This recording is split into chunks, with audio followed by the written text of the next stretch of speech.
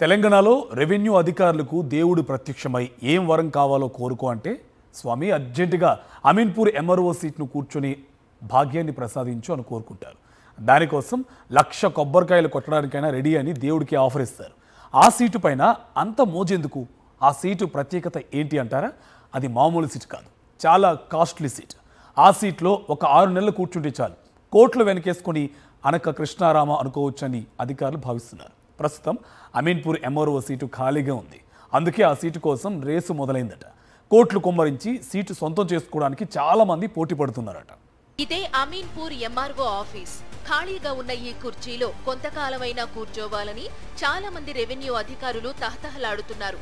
ఈ సీటుకి ఇంత క్రేజ్ ఎందుకంటే అమీన్పూర్కున్న వాల్యూ అలాంటిది. మరి హైదరాబాద్ నగరాన్ని ఆనుకుని రింగ్ రోడ్డుకు ఇరువైపులా విస్తరించిన అమీన్పూర్ ఏరియా రియల్ ఎస్టేట్ వ్యాపారానికి భూతల స్వర్గం. ఎందుకంటే ఈ ప్రాంతంలో భూముల విలువలు ఆకాశాన్నంటుతాయి. ఒక్కో ఎకరం విలువ 20 నుండి 30 కోట్ల రూపాయల వరకు పలుకుతుంది. భూముల విలువలు భారీగా ఉండడంతో భూకబ్జాలు, అక్రమాలకు ఇది రాజధాని. భూమి విలువ ఎక్కడైతే ఎక్కువగా ఉంటుందో అక్కడ ఆమ్యామ్యాలు కూడా ఎక్కువగానే ఉంటాయి. ఎందుకంటే భూముల రికార్డుల్లో మార్పులు చేర్పులు చేసే అధికారం తహసీల్దార్లకే ఉంటుంది. అందుకే వారి సంతకానికి బోలెడు డిమాండ్. వారిది ఖరీదైన సంతకం. కొద్ది నెలలుగా అమీన్పూర్ ఎంఆర్ఓ సీటు ఖాళీగా ఉంది. గతంలో ఇక్కడ ఎంఆర్ఓగా పనిచేసిన రాధ హైరైజ్ బిల్డింగ్లకు చట్టవిరుద్ధంగా అనుమతులు ఇచ్చారన్న ఆరోపణలతో బదిలీ అయ్యారు. అప్పటి నుంచి ఈ కుర్చీ ఖాళీగా ఉంది. ఉమ్మడి ఆంధ్రప్రదేశ్ లో కూడా అమీన్పూర్ ఎంఆర్ఓ పోస్ట్ అంటే ముఖ్యమంత్రి కార్యాలయం నుంచి సిఫార్సు వస్తేనే పని జరుగుతుందంటారు రెవెన్యూ అధికారులు. అంత స్థాయిలో సిఫార్సు సంపాదించడం కోసం కోట్లు ఖర్చు చేయడానికి కూడా అధికారులు వెనకాడరు. ప్రస్తుతం సంగారెడ్డి కలెక్టరేట్ లో పనిచేస్తున్న 2 అధికారుల కన్ను అమీన్పూర్ ఎంఆర్ఓ సీటుపై పడిందట. ఈ సీటులో తమని కూర్చోబెడితే 4 కోట్ల రూపాయల వరకు ఇస్తామని వారు ఆఫర్ కూడా ఇచ్చారట. అమీన్పూర్ లో ఉండే రియల్ ఎస్టేట్ వ్యాపారులు కూడా ఎంఆర్ఓ సీటులో తమకు అనుకూలంగా ఉండే వ్యక్తి అయితే బాగుంటుందని భావిస్తారు. అలాంటి వ్యాపారులు అమీన్పూర్ ఎంఆర్ఓ సీటు కోసం పైరవీలు చేసుకునే అధికారులకు అవసరమైన డబ్బులు కూడా సమకూర్చి పెడతారట. అందుకే ఇది బాగా హాట్ సీట్ అయిపోయింది.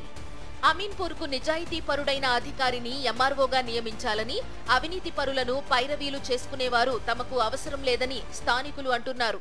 అమీన్పూర్లో ఏ ఒక్క అధికారి అడుగుపెట్టినా లంచం కట్టొచ్చినా వాళ్ళు నార్మల్గా వాళ్ళ డ్యూటీ పైన వచ్చినా సరే కోట్ల రూపాయలు ఒక 2 నెలలు 3 నెలలు పని చేసినా సరే దాదాపుగా ఒక 50-60 కోట్ల రూపాయలు సంపాదించుకొని పోవడానికి మాత్రమే చూస్తున్నారు. కానీ అమీన్పూర్ యొక్క అభివృద్ధి మాత్రం ఏ ఒక్కరు కూడా అధికారులు ఇక్కడ వచ్చినటువంటి అధికారులు కానీ ఉన్నటువంటి అధికారులు ఎవరు కూడా పట్టించుకోలేరు.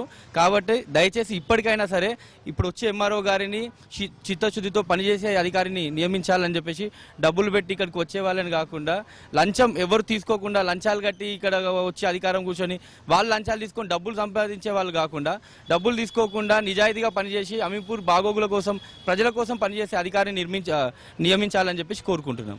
త్వరలోనే అమీన్పూర్ కు కొత్త ఎంఆర్ఓ రానున్నారు. ఆయన ఎవరన్నదే ఇప్పుడు $1 కోటి ప్రశ్న.